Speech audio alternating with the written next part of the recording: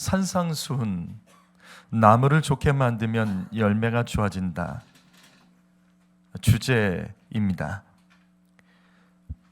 산상수훈의 첫 번째 말씀이 팔복 말씀입니다. 그 중에서 오늘은 팔복의 두 번째, 애통하는 나무에 대한 말씀, 첫 번째 말씀을 드립니다. 우리는 지난 시간에 심령이 가난한 자가 복이 있다라는 말씀을 2주 연속 들었습니다. 다시 반복합니다. 이 산상수훈은 배경이 있습니다. 주님의 치유의 기적을 바라며 모여든 사람을 향해서 예수님께서는 그들에게 끌려다니지 않으셨습니다. 주님은 몸이 치료받는 것에 갈급한 자들을 향해서 왜 너희는 몸을 위해서는 간절하지만 영혼을 위해서는 간절할 수 없느냐며, 몸이 치유받기를 간절히 원하는 것처럼 영혼에는 갈급함이 없냐며 가르치셨던 말씀이 심령이 가난한 자 복이 있다라는 말씀입니다. 그래서 우리는 지난 시간에 심령이 가난한 자 두 번째 말씀에서 영적인 연약함을 고백하는 사람이 심령이 가난한 사람이라는 말씀을 들었습니다. 성도 여러분, 이 말씀이 얼마나 중요한 줄 아십니까? 당시 수많은 병자들이 예수님의 세 가지 사역 중에 치유하시는 사역에 갈급한 마음을 가지고 이 말씀처럼 모여들었습니다. 여러분, 이 말씀 보세요. 아픈 몸을 이끌고도 동서남북 사방에서 아주 먼 곳에서부터 예수님을 찾아왔다고요. 예수님을 어디서 찾냐고요?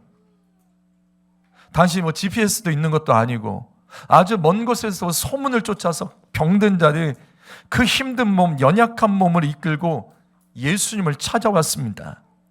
저마다 자신의 몸의 연약함을 고백하며 예수님께 도와달라며 간청했던 겁니다.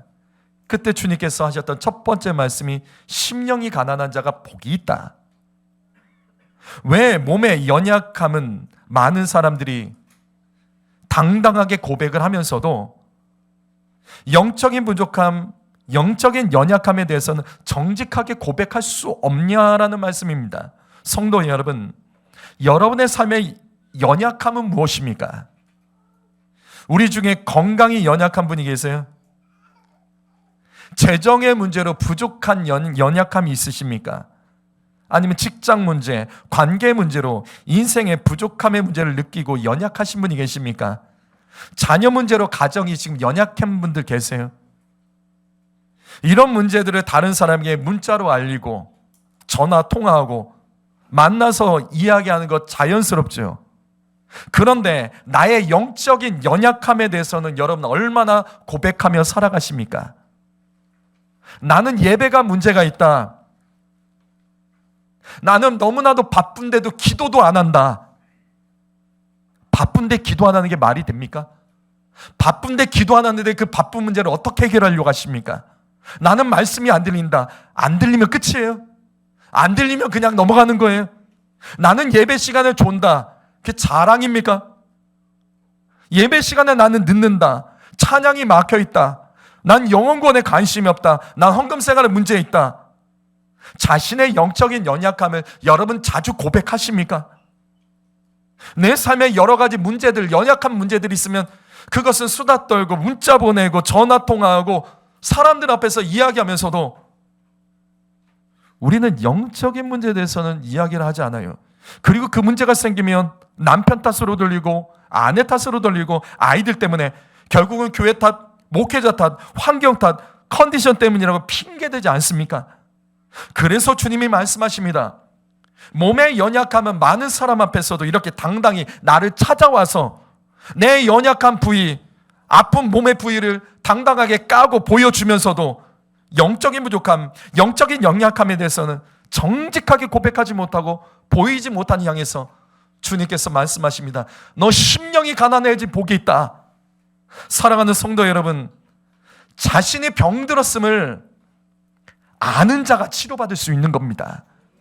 제가 여러 번 말씀드렸죠. 암이 무서운 이유는 암이 초기에는 안 아파요. 아프지 않으니까 이걸 모르는 거예요.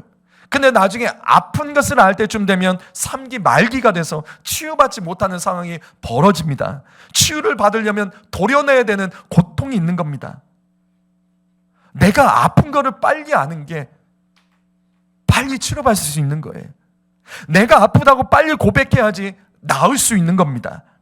내 영혼이 죽어간다는 것을 아는 자가 심령이 가난한 자이고, 그 사람이 하나님을 붙잡고 그 영혼이 하나님의 도움으로 천국에 들어갈 수 있습니다. 사랑하는 성도 여러분, 영적인 자만과 무감각을 조심하십시오. 여러분, 영적인 자만과 무감각을 조심하십시오. 예수 믿는 사람이 가장 경계하고 항상 싸워야 될 것이 바로 이겁니다. 이 정도는 괜찮아, 나는 괜찮아, 이 이야기는 저 사람 이야기 아니라고요. 그 영적인 교만함, 영적인 갈급함이 없으면 우리는 이 땅에서 주님의 뜻대로 살았다고 생각하지만 주님의 나라 그 앞에서 주님께 거절당할 수 있습니다. 심령이 가난한 자 복이 있나니 천국이 그들의 것이며, 팔복은 첫 번째 말씀이 이 말씀이고 마지막 8번째 말씀이 의를 위하여 박해받는 자가 복이 있나니 천국의 그들의 것이미로다. 이게 팔복의 말씀의 알파와 오메가예요. 지난 시간 말씀드렸죠? 이 두 개의 말씀은 이 사이에 있는 두 번째부터 7번째 말씀과 다른 점이 공통점이 두 개가 있어요. 이 두 개의 말씀만 공통점이 딱 똑같은 점이 두 개가 있어요. 그것은 천국을 강조하죠. 여러분 기억하세요. 천국 가야 됩니다. 성도 여러분, 최고의 복은 천국 가야 됩니다. 여러분, 오늘 주님께서 부르시면 천국 갈 자신 있으십니까? 있다면 그 증거가 뭐예요? 있다면 그 증거가 뭐예요? 목회자 앞에서 정말 당당히 말할 수 있겠습니까? 성도 여러분, 최고의 복은 천국입니다.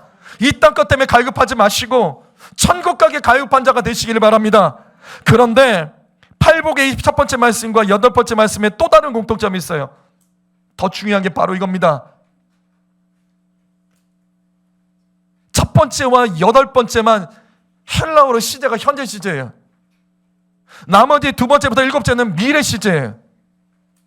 다시 이어갔어요. 여러분, 지난 시간 이 말씀 절대 놓치지 마세요.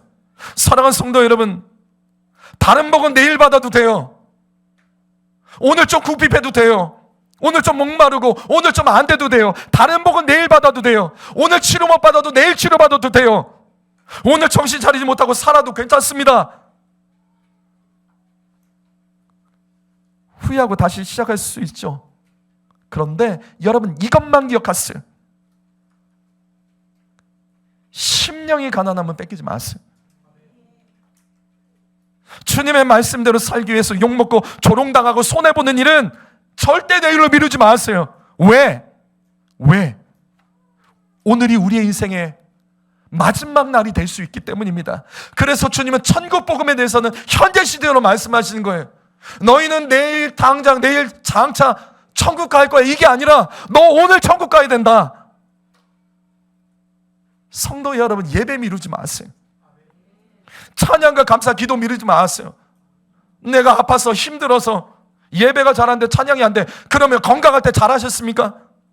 힘이 있을 때는 힘있게 주님께 쓰임받았습니까? 이 땅에 내 돈 때문에 힘들다고 지쳐며 예배까지 영향받지 마세요. 오늘 주님 만나는 게 먼저입니다. 그런 마음으로 예배 드리세요. 그 강팍함이 깨지지 않고 그 교만함이 깨지지 않으면 그래요. 이런 식으로 살아갈 수 있을 것 같은데 아니라고요. 어느 날 주님이 부르시면 그때 어떡하시려고요? 눈 뜨자. 눈 뜨고 졸지 말고, 졸리면 일어서서 예배하고, 심령이 가난한 자가 졸리다고 어떻게 졸아 예배 시간에? 그러면 안 된다고. 온 힘 다 예배하세요. 그리고 주님이 주시는 팔복의 두 번째 말씀이 오늘 말씀, 애통하는 자가 복이 있다. 여러분, 성경 말씀이 얼마나 예수님의 팔복의 말씀이 공격적인 줄 아십니까? 주님은 저마다 육체의 질병이 치유받기 원하는 자를 향하여 이번에는 슬퍼하며 눈물 흘리는 사람이 복이 있다. 그 사람이 위로를 받을 것이라고 말씀하십니다. 이 말씀 이상합니다. 예수님은 기뻐하는 자에게 복이 있다고 말씀하지 않았습니다. 예수님은 웃는 자에게 복이 있다고 말씀하지 않았습니다. 성도 여러분, 우리는 이 말씀을 통해서 하나님의 음성을 들어야 됩니다. 그리스도 안에서의 삶에는 기쁨과 웃음만 있는 게 아니에요. 성도 여러분, 슬픔과 눈물이 있어야 됩니다. 전도서 말씀 1장 4절 말씀, 범사에 기한이 있고 천하 만사에 때가 있나니, 보세요, 울 때도 있고 웃을 때도 있는 거예요. 슬플 때도 있고 춤출 때도 있는 거예요. 자꾸 웃으려고만 하지 마세요. 자꾸 기분 좋으려고만 하지 마세요. 성도 여러분, 하나님께서는 우리에게 웃을 일만 허락하지 않으십니다. 웃을 일만 허락하지 않으신다고요. 슬프고 울어야 할 일도 하나님은 허락하십니다. 왜냐하면 울어야 될 때가 있기 때문에 그런 거예요. 이것이 바로 애통하는 자는 복이 있나니 저희가 위로를 받을 것이다. 그렇다면 우리는 이 말씀을 통해서 무엇을 깨달아야 될까요? 첫 번째로 하나님 말씀 앞에서, 하나님과 하나님 말씀 앞에서 울어야 삽니다. 여기 누가복음 6장 25절 말씀을 읽어보시겠습니다. 읽겠습니다. 시작.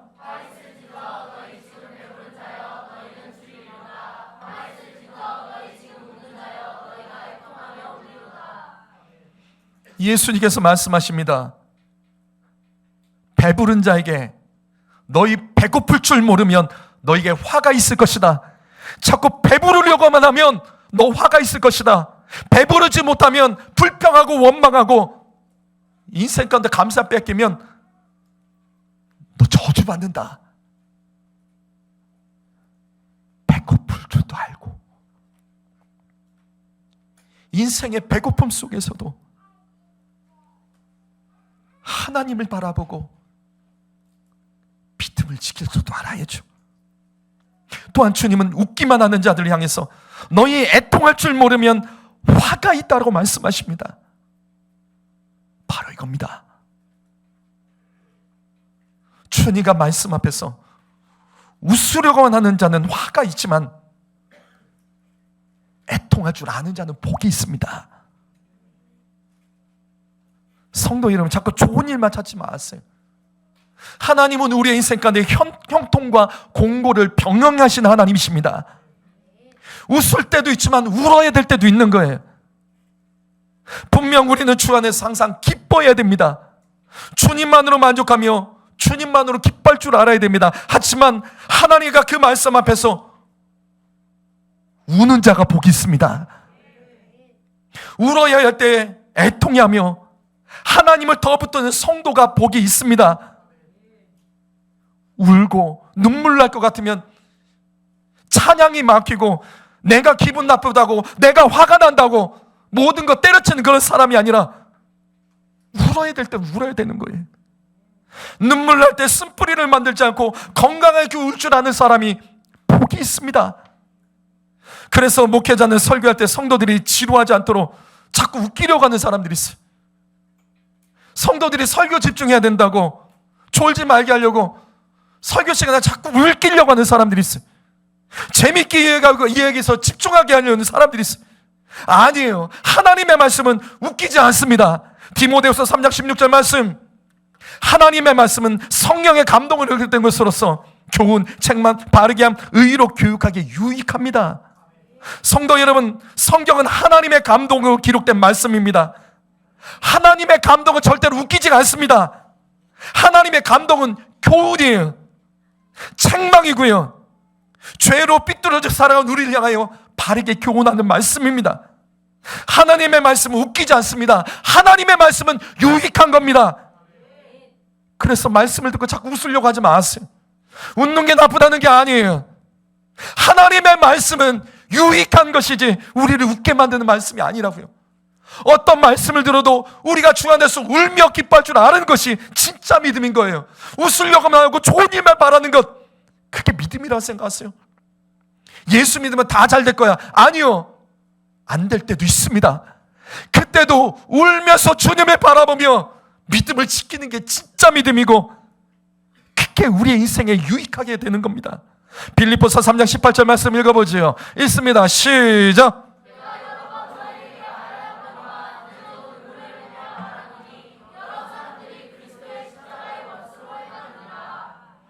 복음은 복된 소식이고 기쁜 소식입니다. 하지만 사도 바울은 복음을 전할 때 기쁨으로는 전하지 않았습니다. 눈물을 흘리며 애통하며 복음을 전했습니다. 왜냐하면 복음이 심어지기 위해서는 눈물을 흘리며 씨를 뿌려야 되기 때문이에요. 여러분 어떠세요? 가족 구원을 위해서 기도한 분 성도 있으십니까? 어떠세요? 웃을 일만 있어요? 복음을 전하니까 웃긴 일만 있어요? 즐겁만 있습니까? 아니죠. 애통해야 되죠. 복음이 거절당하고 무시당할 때 하나님이 어디 있냐며 천지창조, 노아의 용수, 예수의 동정력 탄생, 예수의 죽음과 부활, 사람들 비웃죠. 너나 믿어라, 너나 잘 믿고 천국 가라. 복음 전하면 기쁜 일 있습니까? 기쁨으로만 전할 수 있는 거예요. 마귀는 세상에서 복음이 비웃음 당하도록 사람들 속에 역사하고 있습니다. 그래서 우리는 눈물을 흘리며 애통하며 복음을 뿌려야 되는 겁니다. 성도 여러분, 예수 믿을 때 기쁘고 즐거울 때도 있지만 반대로 고통스럽고 눈물을 흘릴 때도 있는 겁니다. 그것은 바로 그리스도인의 삶입니다. 그리스도의 삶은 기쁨과 즐거움뿐만 아니라 슬픔과 눈물도 있는 삶이라고요. 찬송가 486장 1절과 3절 가사를 보시면 이 세상에 근심된 일이 많고 참 평안을 몰랐구나. 이 세상에 죄악된 일이 많고 참 죽을 일 쌓였구나. 맞죠? 이게 우리가 부르는 찬송이에요. 이게 맞는 겁니다. 우리가 경건하게 이 땅 가운데 살려고 하면 할수록 마귀는 더욱더 우리를 괴롭힙니다. 예수 믿는데도 괴로움과 갈등이 없다면 그것은 문제가 있는 거예요. 마귀는 절대로 우리가 예수를 제대로 믿는 것을 용납하지 않습니다. 가만히 두지 않습니다. 그래서 그리스도인들은 죄악된 세상에서 예수를 믿으면 믿을수록, 예수를 깊이 믿으면 믿을수록 울어야 사는 겁니다. 하나님을 온전히 믿고 말씀대로 살아가는 것은 웃으면서 쉽게 할 수 없어요. 울면서 버티고 견디며 죽도록 충성해야 될 일들입니다. 고린도전서 5장 2절 말씀 읽어보시겠습니다. 있습니다. 시작.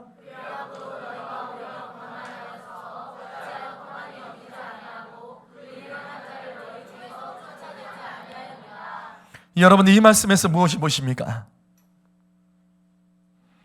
여러분 이 말씀에서 무엇이 깨달아지십니까? 어떤 게 보이세요? 어떤 게 깨달아지세요?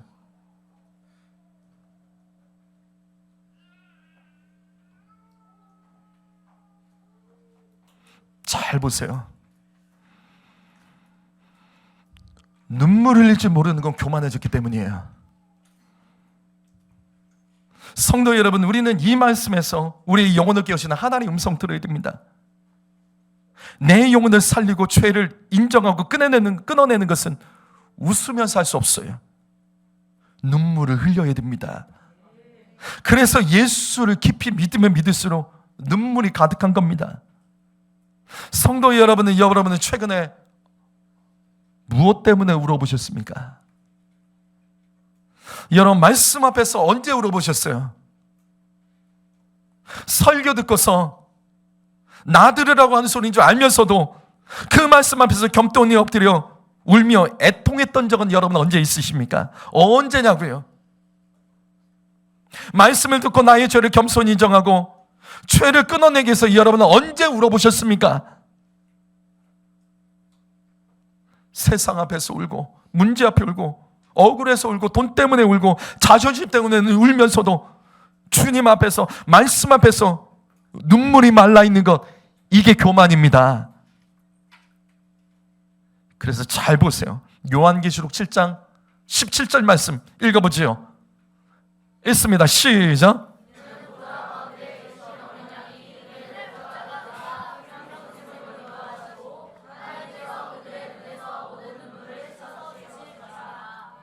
이 말씀은 천국에 대한 말씀이에요. 여러분이 이 말씀에서 무엇이 보십니까?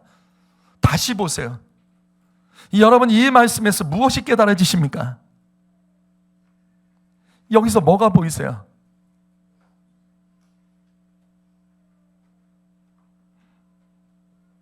여러분 이 말씀이 팔복의 첫 번째와 두 번째 말씀입니다. 심령이 가난한 자는 영적인 궁핍함을 느끼고 영적인 목마름이 있습니다. 그래서 그 사람이 천국 들어가는 겁니다. 주님은 영적으로 목말랄 줄 아는 사람에게 생명의 샘으로 인도하십니다. 또한 이 땅 것으로 성공하고 웃으려 하는 인생이 아니라 주님과 그 말씀 앞에서 애통해하며 눈물 흘렸던 사람, 주님은 그들의 눈물을 닦아주시며 천국으로 인도하십니다. 영적으로 목말라하고 주님과 그 말씀대로 살기 위해서 눈물 흘렸던 자가 천국 가서 위로받는 겁니다. 찬송가 212장, 겸손히 주를 섬길 때 괴로운 일이 많으나, 겸손히 주를 섬겨도 괴로운 일이 많습니다. 이게 우리가 부르는 찬송가라고요. 겸손히 주를 섬기면 즐거운 일만 많은 것이 아니라, 웃는 일만 많은 것이 아니라 괴로워요. 괴로운 일이 왜 없습니까? 억울한 일이 왜 안 벌어집니까? 예수 믿는 길은 눈물의 길입니다. 눈물을 잃어버린 자는 그 길을 걸어가지 못해요. 어떻게 좁은 문, 좁은 길로 들어갔는데 웃으면서 들어가냐고요. 그 고통 가운데 울면서 걸어갈 수 있는 길이 천국 길이에요. 사랑하는 성도 여러분, 겸손히 주를 섬겨도 괴로운 일이 있습니다. 하물며 하나님과 멀어져서 살아가고 예배랑 멀어져 살아가는데도 어떻게 웃고 살아가죠? 어떻게 애통함이 없는 거죠? 그런데도 웃기를 원하고 즐거운 일만 있기를 바라면 순서가 틀린 것 아니에요? 울어야 삽니다. 주님 앞에 우십시오. 나의 불순종과 교만을 인정하며 울어야 삽니다. 겸손히 주를 섬겨도 괴로운 일은 많습니다. 바로 그때 주님 앞에서 우십시오. 울어야 삽니다. 울면 힘을 주시고 잘 감당하도록 주님 위로의 축복을 주십니다.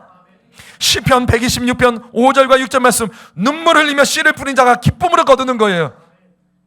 울면서 뿌릴 줄 알아야 되는 거예요. 울면서 괴로워만 하지 마시고 울면서 뿌리는 자들이 예수 믿는 자들입니다. 자꾸만 웃으려고는 하지 마십시오. 웃는 게 나쁘다는 말이 아니에요. 예수 그리스도의 인생을, 예수 그리스도의 삶을 살아가는 것, 예수 그리스도와 동행하는 것, 그리스도인으로 살아가는 건요, 즐거운 일만 있질 않아요. 다시요, 마귀가 절대로 가만히 두지 않는다고요. 믿음이 있고 믿음대로 살아가려면 마귀는 절대로 가만히 두지 않습니다. 눈물 나는 일로 가득하다고요. 그런데 눈물이 없이 예수를 믿는다? 이게 가능하다고 생각하십니까? 열왕기하 20장 1절 말씀.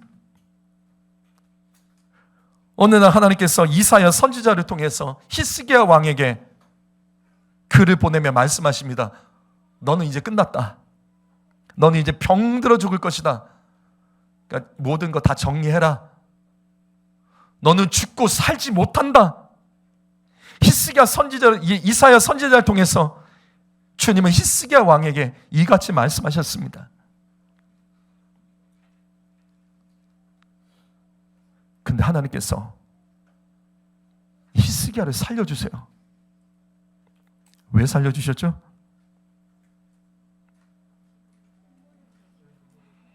분명히 히스기야는 죽은 자 같은 사람이에요. 너 죽었다, 너 끝났다, 빨리 짐 빼라, 집 정리해라. 근데 하나님께서 잠시 후 살려주십니다. 왜? 주님은 왜 뜻을 돌이키셨을까? 왜 히스기야의 죽을 수밖에 없는 인생을 살려주셨을까? 열왕기하 20장 5절에 있습니다. 있습니다. 시작.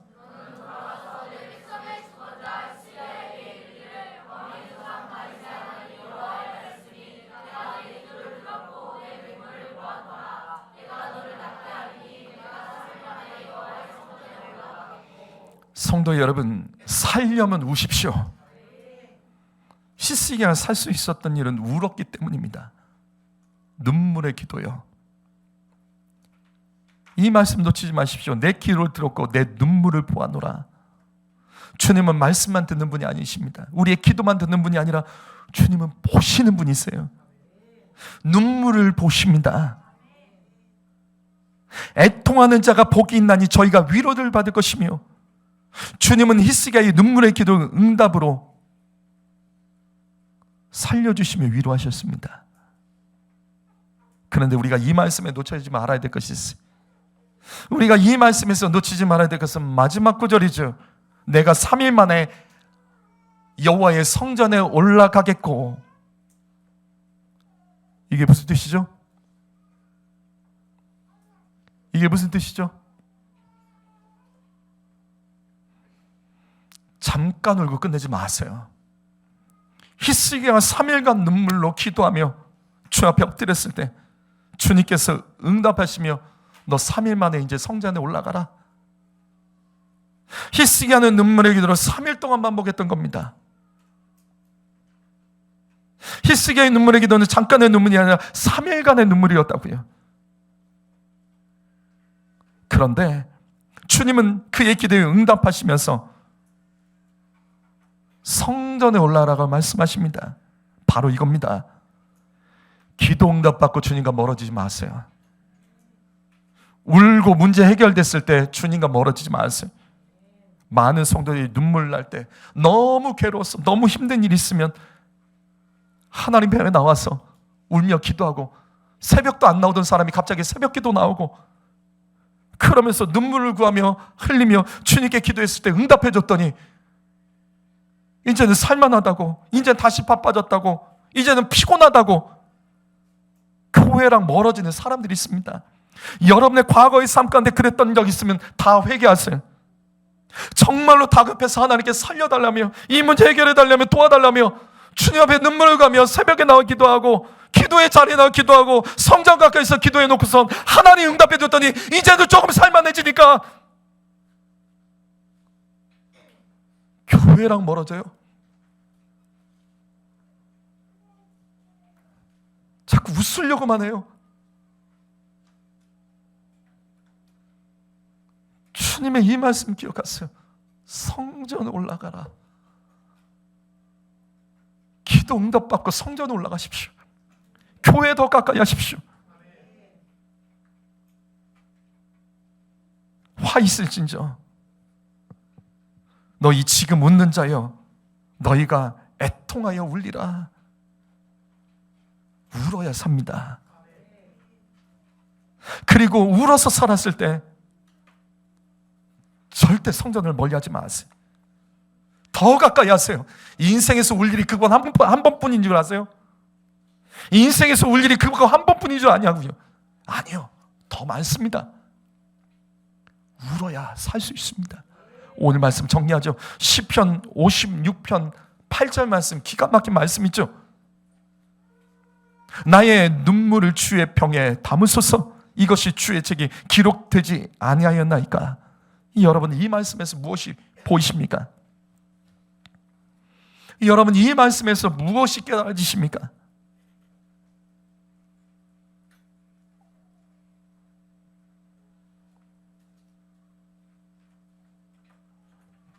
하나님에게는 우리의 눈물을 담아두는 병이 있습니다.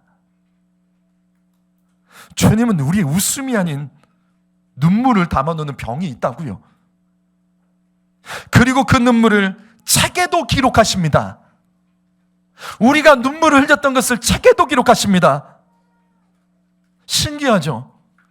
요한계시록 20장 12절 말씀 읽어볼까요? 이 말씀 읽어봅니다. 시작.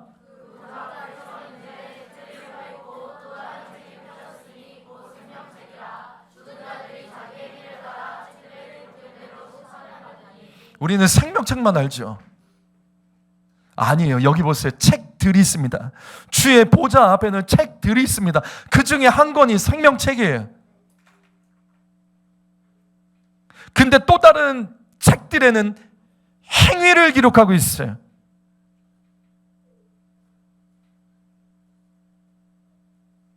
생명책 외에도 여러 개의 책이 있다고요. 우리가 이 땅에서 어떻게 살았는지 그 행위를 기록한 책들이 있습니다. 성도 여러분, 이 땅에서 우리가 어떻게 살았는지 하나님은 우리의 행위를 책에 기록하십니다. 조용.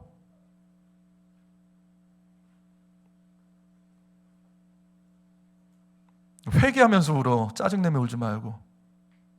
조용.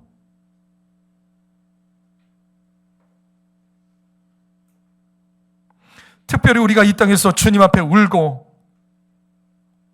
말씀대로 살기 위해서 울었던 것은 주님께서 그 눈물을 주님의 병에 담아 두시고 그 내용을 책에 기록하신다라고 성경에 기록되어 있습니다. 우리의 눈물이 얼마나 중요한지 여러분 아시겠습니까? 히브리서 5장 7절 말씀, 예수님의 인생에 대해서 볼까요? 읽어봅니다. 시작.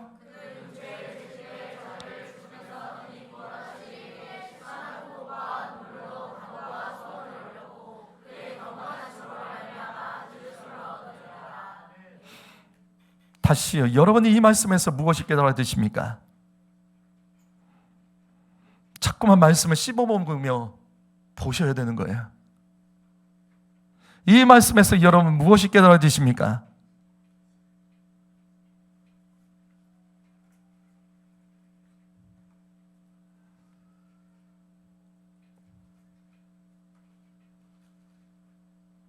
그의 경건하심으로 말미암아 들으심을 얻었느니라. 경건은 눈물을 흘리는 신앙입니다. 성경은 예수님께서 육체로 계실 때 심한 통곡과 눈물로 간구하시며 소원을 하나님께 올려드린 것, 그 눈물을 경건이라고 말씀하고 있습니다. 여러분 경건하십니까? 경건한 사람은 울 줄 알아야 돼요. 예수 믿는 사람 예수 닮아야 되죠. 여러분 언제 울면서 기도해 보셨습니까? 통곡하면서 언제 기도해 보셨습니까? 인생의 여러 가지 문제 앞에서는 그렇게 애를 쓰고 그렇게 몸살을 겪고 그렇게 고민을 하고 밤에 잠도 못 자면서도 주의 말씀대로 살기 위해서 예배드리기 위해서는 얼마나 눈물을 흘려보셨습니까? 주님 앞에서 눈물이 인색한 사람은 경건한 사람이 아닙니다. 성도 여러분, 눈물이 인색한 사람에게 믿음 좋다라고 말하지 마세요. 예수를 깊이 만나고 예수를 깊이 믿으면 믿을수록 그 눈에서는 눈물이 나옵니다. 예수를 바르게 믿으려고 몸부림치면 칠수록 눈물을 흘려야 됩니다. 눈물 없이 그 길을 어떻게 걸어갑니까? 눈물 없이 예수를 어떻게 바르게 믿을 수 있냐고요? 주님도 이렇게 살지 않으셨습니다. 주님도 웃으면서 살지 않으셨습니다. 이 땅에서 심한 통곡과 눈물의 신앙으로 주님은 이 땅에서 사명 감당하셨다고요. 눈물이 인색한 성도 여러분, 불만이 많고 불평이 많고 따지기 좋아하고 그러면서도 인정받기를 원하는 성도 여러분, 높아지기를 좋아하고 자존심이 강한 성도 여러분, 그걸로는 살 수 없습니다. 울어야 삽니다. 울어야 삽니다. 눈물이 많은 것은 교만한 것입니다. 눈물이 많은 것은 경건하지 못한 겁니다. 귀 있는 자는 성령이 교회들에게 주시는 음성을 듣고 눈물을 회복해야 됩니다. 애통하는 자는 복을 받습니다. 반드시 위로의 복을 받습니다. 그 위로는 하늘의 위로이고 그 위로는 이 세상에서 감당하지 못할 위로라는 것을 기억하며 애통하며 예수 믿어야 됩니다. 기도하겠습니다.